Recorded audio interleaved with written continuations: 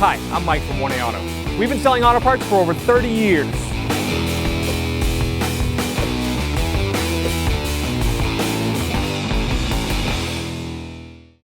Hi everyone, Sue here at 1A Auto, and today we have an 03 Volvo V70 with a 2.4 liter.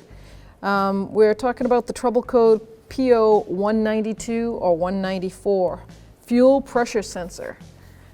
So the fuel pressure sensor is located on the fuel rail, which is right here, and that is the pressure sensor. So if you have a misfire and you've done a tune-up and you've got the coils are done and the problem's not there, or if you have a misfire and you check fuel pressure before you do a tune-up and your fuel pressure is not properly in the proper specs, it should be at 55 psi at idle.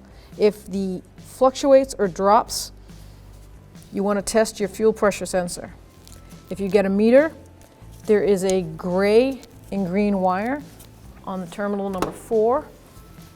So we'll disconnect the connector and we'll look at the wiring harness.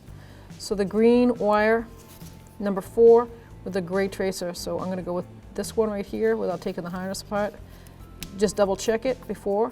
You can back probe that. Don't cut into the wire.